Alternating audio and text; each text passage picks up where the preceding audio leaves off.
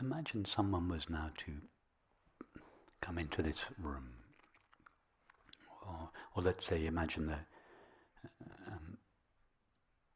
staff here were cleaning the bedrooms and didn't realize we were down here and were upstairs making a lot of noise. And then a thought would arise in Naya's mind. Oh, I must go and tell them to keep quiet. That noise is not welcome here. Yeah? But before that thought arose, that noise is not welcome, the noise was already present in the space. The disturbance was already present. So first there's the disturbance, and then there is the it's not welcome. Yeah? So when an emotion arises, it is this disturbance, and then there is the thought, it's not welcome. Now what about if you were just to pause the thought and experience the emotion itself before the thought comments on it? In other words, just experience the raw emotion before thought labels it and deems it pleasant or unpleasant, welcome or unwelcome. What would the experience be without the commentary? Be interested in your fear. Rather than in a split second after its appearance being motivated to get rid of it, be motivated to be interested in it. The fear arises, and within a split second you get busy getting rid of it.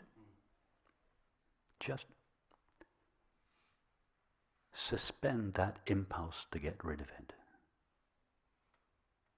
Say, oh, this strange creature that I have never really fully experienced or got to know has appeared again. I want to know what this strange, dark creature is.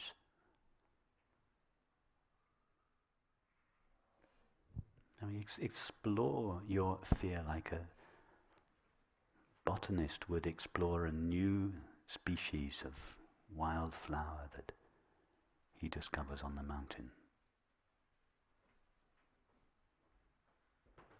But what is your fear without the thought or feeling, I don't like it? Just like vibrating.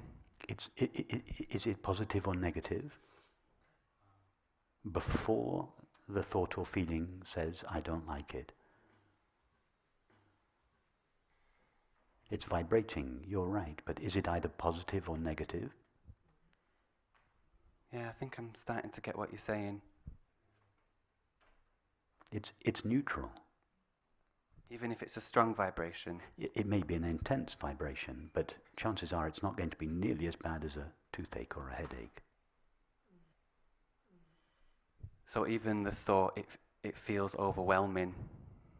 Okay, that's exactly. But before the thought, it is overwhelming, arises. Is the emotion overwhelming the space in which it appears? Does the thunderstorm ever overwhelm the sky? No.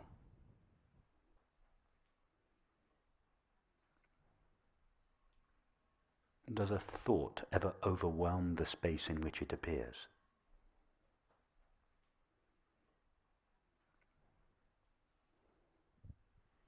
No.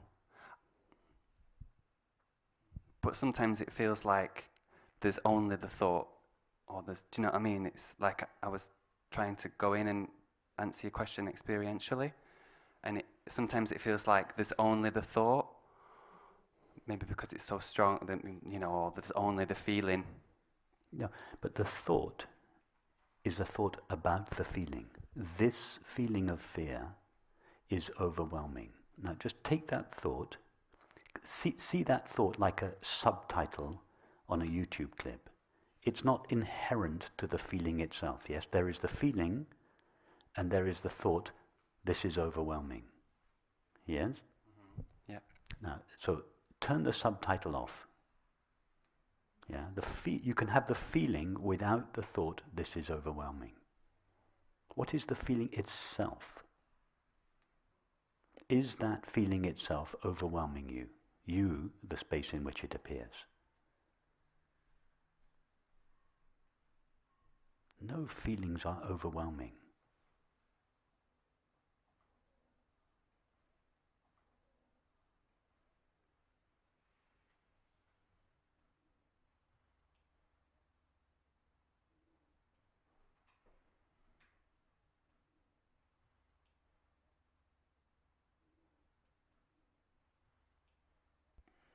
So I guess it's to know yourself as the space.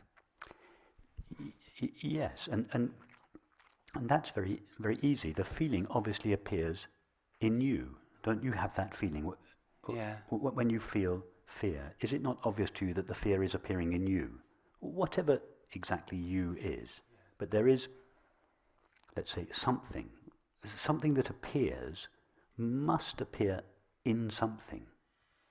Yes? Or on something. You can't have a cloud without a sky. You can't have an image without a screen. You can't have the words of a novel without a page. You can't have a feeling of fear without what?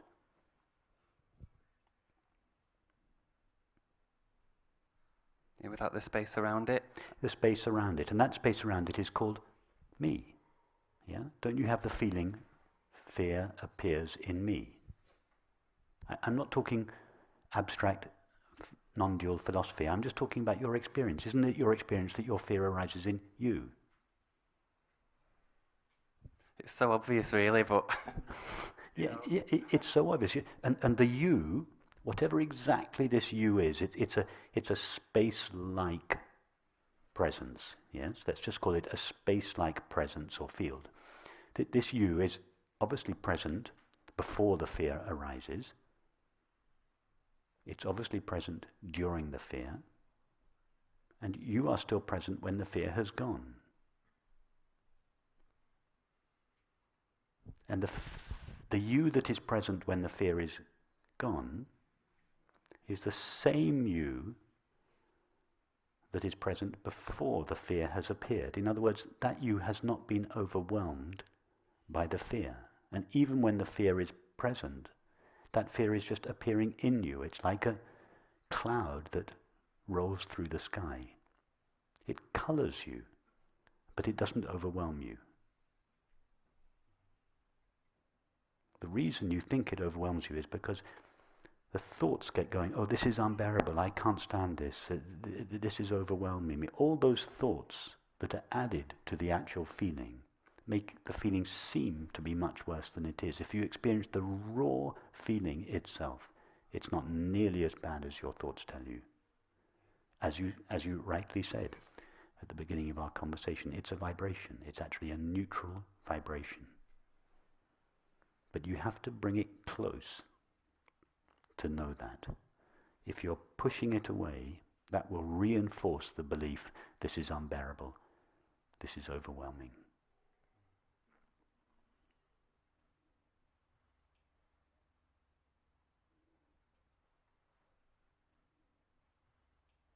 and I guess I'm aware that my mind has been saying, well, I don't know myself as the space, or I don't know that I'm the presence, but I guess I do know that really. I don't know. I know it seems strange to say it, but maybe that's just a doubt. But you do know it, but you haven't fully recognized it yet. Is it not obvious to you that your thoughts appear in you? Do your thoughts appear outside of you? no, they appear in me, and it's obvious, isn't it? Even if you're not coming from a non-dual perspective, yes. you know that the thoughts are appearing in you, whether it's the body or whatever. Whatever exactly me is, my thoughts appear in me. My feelings appear in me. What's not quite so obvious, but It becomes obvious if we just explore it a bit. Even sounds appear in me. If you close your eyes when you're listening to a pair of music, put your headphones on, listen to a piece of music. When you're listening to music with your headphones on, isn't it obvious that the music appears in the same me, whatever that me is, as your thoughts and feelings?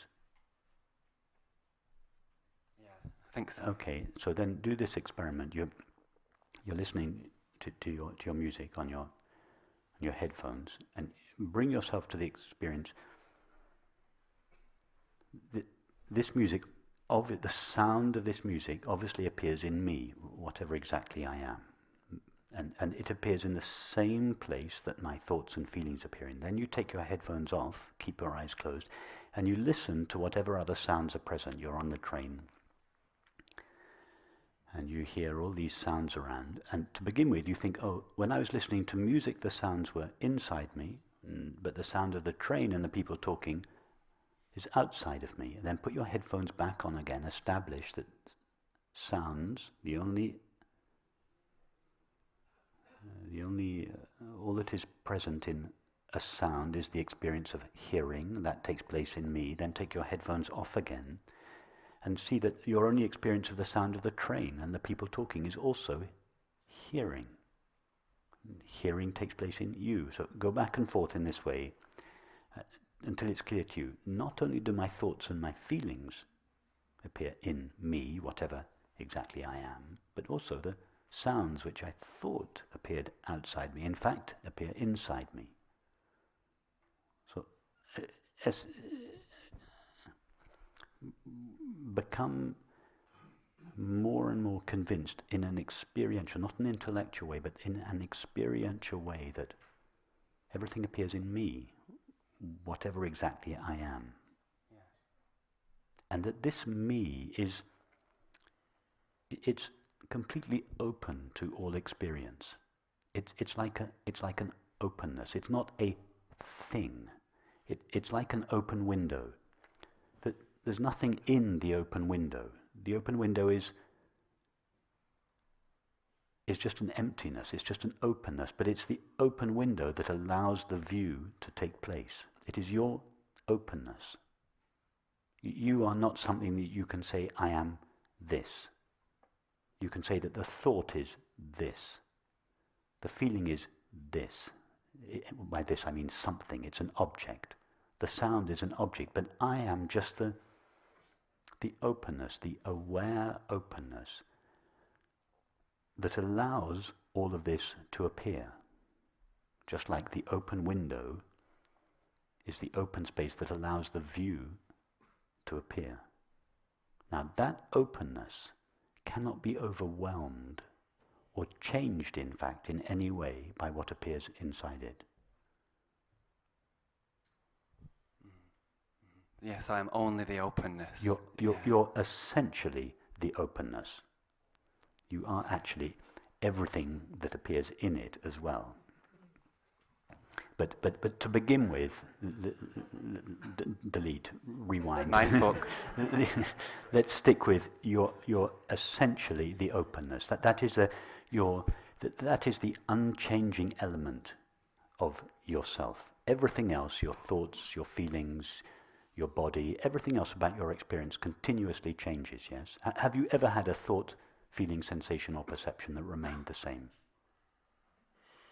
No. No, they're always changing and they will always continue to change. But there is one element of yourself which never changes, which is in the same condition now than it was 2 minutes ago and 2 days ago and 2 years ago and when you were a 2-year-old boy. And it is the openness that in which all your experience is appearing. And that openness is your essential, irreducible identity. When I say irreducible, I mean it is that part of your identity that cannot be taken away or removed, or you can't go further back in your experience than that openness.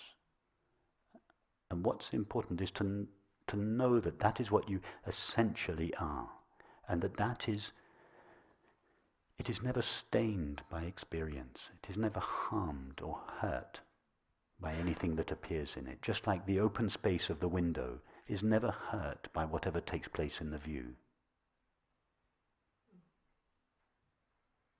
That is the great secret. What you essentially are is imperturbable, undisturbable, unstainable, unharmable. The common name for that is peace, contentment.